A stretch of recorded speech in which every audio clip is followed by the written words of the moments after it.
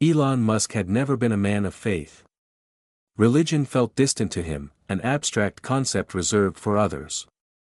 Yet on a quiet afternoon, while passing through an overlooked town, he glimpsed a small church through his window. On a whim, he asked his driver to stop. He entered alone. What unfolded inside transformed him in a way no achievement ever could. The town didn't even register on most maps. Elon Musk gazed at the silent streets drifting past the window of his sleek black SUV, an unfamiliar stillness settling deep within his chest.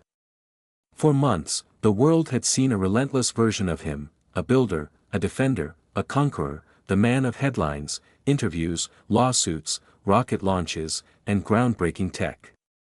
But beneath the fortress of his accomplishments, something was quietly unraveling. He couldn't name what drew him here.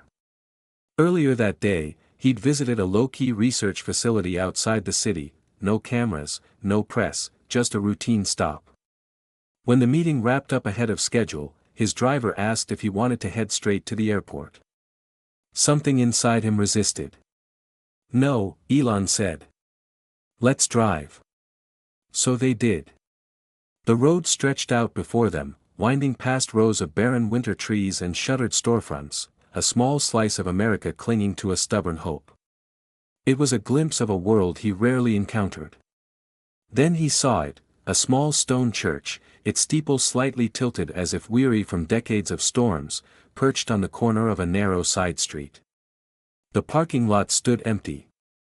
Iron gates hung open. He didn't overthink it. He didn't ask questions. "Stop here," he said. The driver hesitated, glancing around uneasily, but pulled over without a word. Elon stepped into the chilly afternoon air, pulling his jacket tighter against the wind. He could hear the faint buzz of his security team's radios, but he ignored them. The church door creaked as he pushed it open. Inside, the air was thick with age and silence.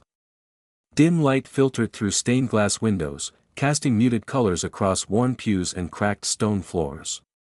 No priests, no choirs, no bustling congregation, just the quiet breath of an old building and the faint scent of extinguished candles. For a moment, Elon simply stood, unsure of what he was even doing. He could have turned back, returned to the safety of schedules, strategies, and controlled environments. Instead, he moved forward. His boots echoed softly on the stone as he walked to the last pew and sat awkwardly, elbows on his knees, hands loosely clasped. No prepared speeches filled his mind, no calculated thoughts, just a strange, almost aching sense of being a boy again, small, unnoticed, vulnerable. He didn't pray. He didn't know how, not really. He just sat, eyes open, staring at the altar bathed in dusty beams of light. Minutes passed, maybe hours, he lost track. The outside world faded until he heard only the faint crackle of candles and the steady rhythm of his own heartbeat. Then he noticed her. An elderly woman sat 3 pews ahead, small and stooped with age, her head bowed so low he could barely see her face. She hadn't stirred when he entered, hadn't recognized him. But as he watched, she slowly turned her head. Her eyes met his, steady, impossibly kind, and something inside him trembled. Without a word, she stood, moving with the careful deliberation of advanced age, and limped toward him. In her hands was a tattered prayer book, its spine cracked, its pages yellowed from years of use. She stopped beside him and, with surprising gentleness, placed the book in his hands. When she spoke, her voice was thin but certain. "You were never alone, child," she said. "You just forgot to listen." Elon stared at her, unable to respond. Quietly, she turned and walked back down the aisle, disappearing into the fading afternoon light. He sat frozen, the book heavy in his hands. When he finally gathered the courage to open it, a single folded sheet of paper slipped out, landing softly on the pew beside him. He unfolded it with unsteady fingers. Written in a careful, trembling hand were the words, "For the weary who've forgotten their wonder, may they find it again." Elon closed his eyes. For the first time in longer than he could recall, he let his walls crumble. He let the silence in, and somewhere deep within, deeper than memory, deeper than fear, something small, stubborn, and aching stirred back to life.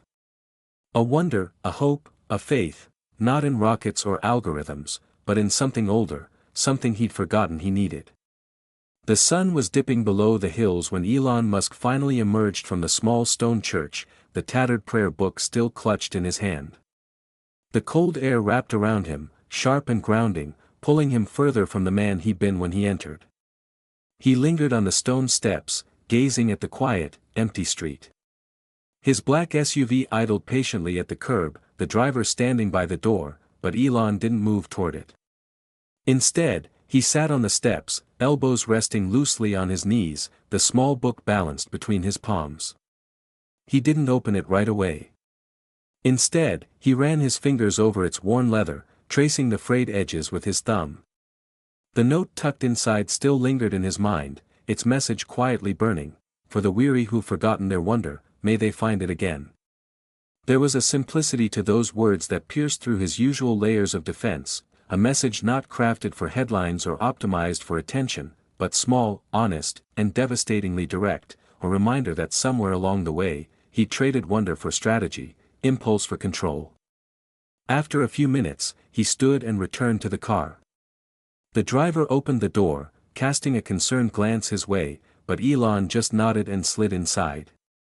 The interior was warm, almost stifling after the crisp air outside.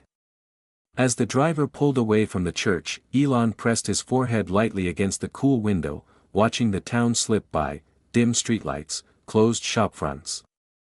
"To the airport, sir?" the driver asked after a moment. Elon was silent for a long time before answering. "No, not yet." He gave an address, one he hadn't spoken aloud in decades. The driver hesitated briefly, then turned the car onto a side road leading deeper into the town. The neighborhood they entered was even quieter than the main street. Modest homes lined cracked sidewalks, their paint peeling, their porches sagging under the weight of years. No skyscrapers here, no signs of the future being built, just the quiet resilience of lives lived simply, faithfully, beyond the noise. They stopped in front of a weathered house with a rusty fence and a tilted mailbox. Elon stepped out, not waiting for the driver, the prayer book still in his hand. He walked slowly up the path, his boots crunching faintly on scattered leaves. At the front gate, he rested his hand on the rough, cold metal for a moment and closed his eyes. This house had belonged to his great-aunt, a woman who once filled his young mind with tales of wonder. She was the first to tell him about the stars, the vastness of the universe, dreams that reached beyond what eyes could see. She was the first to make him believe the impossible was just a matter of how far you were willing to go. He'd forgotten that, or perhaps buried it beneath layers of necessity, ambition, survival. Standing there, he let the memories flood back, the smell of fresh bread from her tiny kitchen, the scratchy blanket spread on the backyard for stargazing, the weight of her hand on his shoulder as she pointed upward, saying, "Remember, Elon. Everything big starts with something unseen."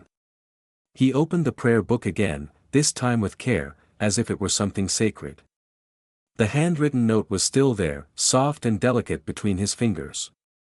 He read it slowly once more, letting the words sink deeper, "For the weary who've forgotten their wonder, may they find it again."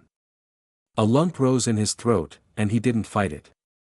Alone under the wide, cold sky, he whispered words he hadn't spoken in decades, words that weren't calculations, commands, or slogans.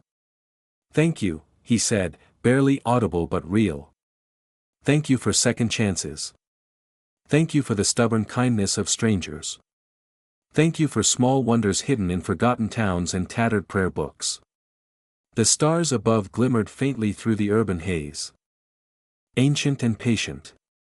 For a long time, Elon stood, breathing, remembering, listening to the quiet dialogue between earth and sky. And for the first time in years, he felt small, not in a diminishing way, but in a way that felt freeing. He wasn't carrying the world alone. He never had been. Eventually, the cold began to seep into his skin, and the driver called softly from the car.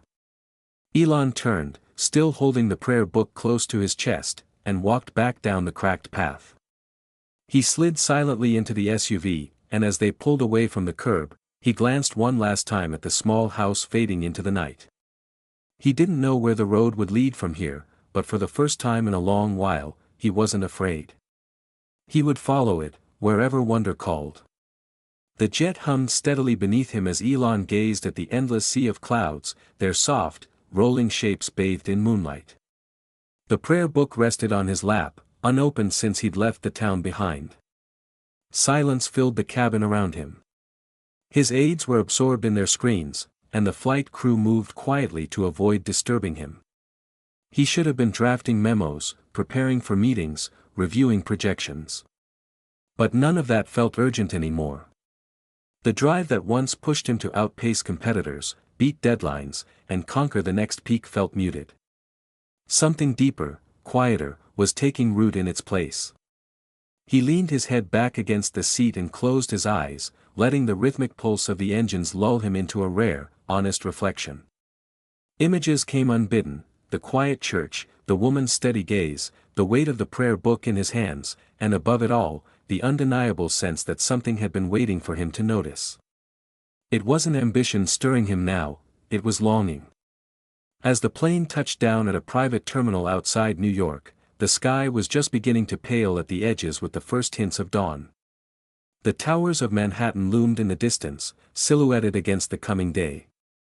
His security team was ready, his motorcade prepared, but Elon waved them off for a moment. He stood at the edge of the tarmac, the cold morning wind tugging at his coat, and looked toward the horizon. For the first time in a long while, he allowed himself to be still. No one called his name. No one demanded decisions. The city behind him buzzed with relentless energy, but he remained at the edge, listening to the silence beneath it. Finally, he climbed into the waiting car.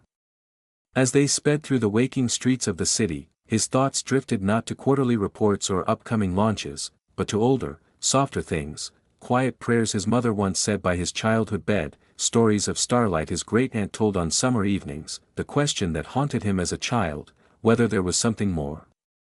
When he reached his penthouse, the sky had fully brightened, bathing the marble and gold interiors in a soft, unyielding glow. He wandered the expansive rooms aimlessly, the prayer book still loosely clasped in his hand.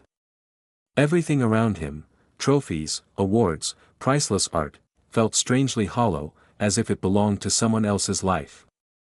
He set the book on the massive oak desk in his study and stood for a long time, looking out at the city. Without much thought, he knelt. It wasn't graceful. His body resisted the motion, his pride even more so. But he did it anyway, feeling the strain in his joints, the unfamiliar vulnerability of the posture. He closed his eyes. "Show me," he whispered. It wasn't a demand or a negotiation, it was a plea, raw and unguarded. "Show me how to find wonder again. Show me how to lead without losing myself. Show me how to build what matters, not in the world's eyes, but in the heart of eternity."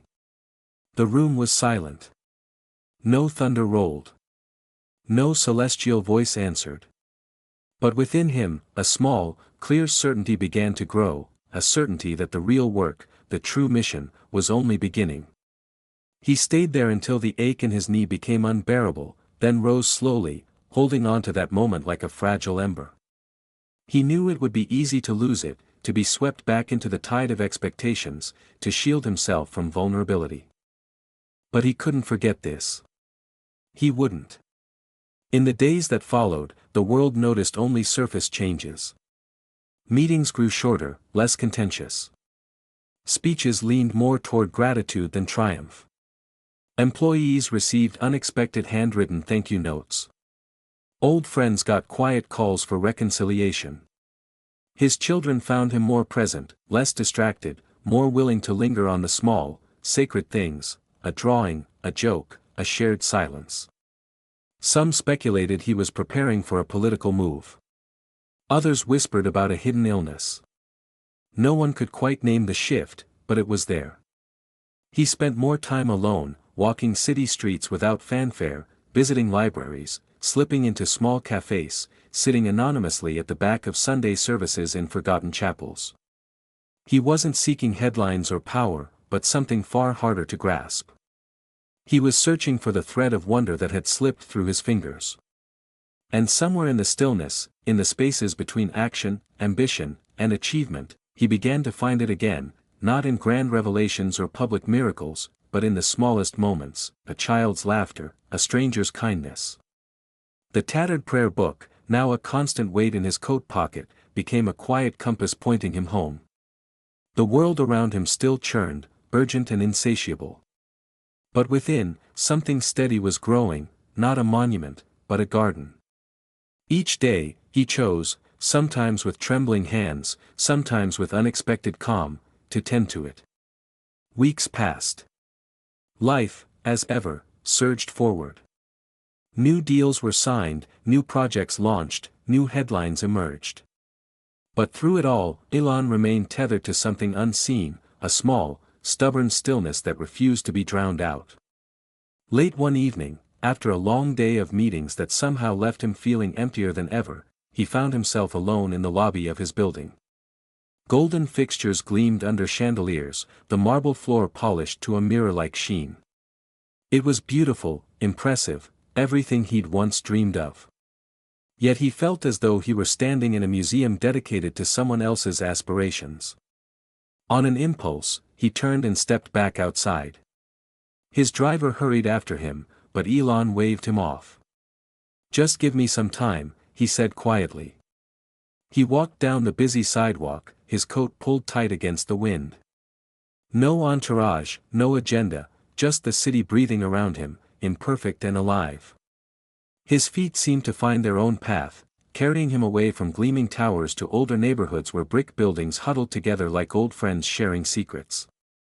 Neon lights gave way to the soft glow of corner shops, and the endless hum of traffic faded into the occasional bark of a dog or the faint sound of music from a second-story window. Then he saw it, nestled between a laundromat and a deli, a tiny church, nothing like the grand cathedrals he'd toured in Europe, but simple, weathered, and unmistakably cherished. A crooked sign out front read simply, "All welcome." Without hesitation, Elon pushed open the door. The scent of old wood and candle wax greeted him. A few scattered figures knelt in the pews, heads bowed in prayer or quiet reflection. At the altar, a young priest, no older than Elon's own son, arranged a row of plain white candles. Elon slipped into the last pew and sat, the creak of the old wood loud in the hushed space. He closed his eyes, not to pray, not yet, but to breathe, to remember. Minutes passed, perhaps hours, he lost track of time, lost track of himself. When he finally opened his eyes, the priest stood calmly beside him, his expression open and unassuming. "Would you like to light a candle?" the young man asked softly. Elon hesitated, then nodded and stood. He followed the priest to the altar, feeling no eyes on him, no judgment, no expectation, just a shared space. He took a slender white candle from the priest's outstretched hand and leaned down to touch its wick to an already burning flame. The wick caught quickly, a small flame flickering between his fingers. He carried it to the altar and placed it carefully among the others, no grand words, no bargaining, just a single, small offering. As he stepped back, the priest spoke again, his voice barely above a whisper. "Is there someone you'd like to pray for?" Elon thought of his children, his mother, the woman in the small church who'd given him the prayer book with such certainty. Then, unexpectedly even to himself, he thought of his younger self, the boy who once believed in miracles. "For all of them," he said, his voice rough. The priest smiled gently and nodded. Elon returned to the pew and let the silence envelop him like a blanket. Around him, the candles flickered, each one fragilely defying the darkness. He didn't know how long he stayed. Long enough for the last parishioners to drift into the night, leaving him alone with the quiet hum of the city beyond the thick stone walls. Long enough for something inside him to shift again. When he finally rose to leave, he paused at the door and looked back. The candles still burned, small, steady, enough to light a path if he chose to follow it. He stepped into the night, the cold air biting at his cheeks, and pulled his coat tighter. The city sprawled before him, vast and unrelenting, but somewhere deep in his heart, a new certainty took root. He would no longer chase the world. He would walk beside it, offering what he could, building what mattered, tending to the small, stubborn flame that had been rekindled in a dusty church on a forgotten street where headlines would never reach. And for the first time in a very long time, Elon Musk felt a true, profound peace, not because he'd conquered something, but because he'd finally surrendered, not to defeat, but to grace. The days that followed were quieter. Elon returned to his usual routines, but the routines themselves had changed. Meetings were scheduled more thoughtfully. Conversations once focused solely on profit and innovation now wandered into unexpected territory: family, legacy. Those close to him noticed the shift but said little, unsure of its cause, unwilling to disrupt the fragile peace he seemed to have found. On the surface, the world moved as it always had, markets shifted, rockets launched, deadlines loomed. But beneath, something was profoundly different. Elon began, quietly and without fanfare, reaching out to old friends he hadn't spoken to in years. He sent letters, real, handwritten letters, to mentors he'd neglected, employees he'd once overlooked. Not grand gestures, but small acknowledgments of gratitude and humility. One morning, he was drawn again to the small prayer book the elderly woman had given him. It sat on his nightstand, unassuming, waiting. He opened it, flipping through its thin, fragile pages, and found another sheet of paper tucked inside, one he hadn't noticed before. It was a simple note, written in the same careful, trembling hand: "The greatest miracles are often the smallest. A heart turns, grievances are forgiven, a soul remembers how to wonder." He stared at it for a long time. Miracles, not fire and spectacle, but silences, quiet shifts so profound they changed everything without a word needing to be spoken. Later that week, he received an unexpected invitation to speak at a local elementary school about science, technology, and dreams. It wasn't a glamorous event, no cameras, no major press coverage, just a gymnasium full of restless children and weary teachers. Normally, he would have declined, politely but firmly. This time, he accepted. He arrived early, slipping into the back of the gym, watching the children laugh and fidget in their seats. Their excitement was raw, unpolished, beautiful. When it was his turn to speak, he walked slowly to the stage, the prayer book tucked secretly into his coat's inner pocket. He spoke, yes, about rockets and electric cars, about Mars and possibilities. But then, quietly, almost unintentionally, he began to speak of wonder, how easily it's lost, how vital it is to fight for it, how some of the world's greatest achievements weren't the ones that made headlines, but the ones that changed a single heart. He finished by telling them that the greatest discoveries they'd ever make wouldn't be in labs or on distant planets, they'd be within themselves. When he finished, the room fell silent, not from boredom, but because they somehow understood. As he stepped off the stage, a little girl, no older than 6 or 7, ran up to him, clutching a crayon drawing tightly in her hands. She shyly held it up. The drawing showed him standing under a starry sky, holding a tiny flame in his hand. Above him, in crooked, careful letters, she'd written, "You never stopped lighting the way." Elon knelt to accept it, blinking quickly against the sudden sting in his eyes. "Thank you," he whispered, his voice breaking. The girl smiled, gave him a quick hug, and darted back to her seat. In that moment, he understood. Wonder wasn't in the rockets, the towering skyscrapers, or the cutting-edge tech. It was here, in a small hand offering a crayon drawing. This concludes our narrative journey. I trust you found this gripping saga of intrigue, cutting-edge innovation, and astonishing discoveries captivating. From where are you tuning in today? I'm curious to learn which corner of the globe this tale has touched. If this escapade held your interest, please give this video a thumbs up and consider subscribing to the channel for a steady stream of compelling, mind-expanding stories just like this one. Fresh material is posted frequently, ensuring you're always in the loop for the newest spellbinding adventures.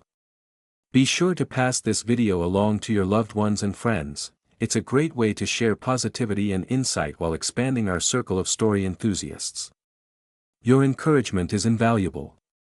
Thank you for joining me, and I look forward to welcoming you back for the next tale.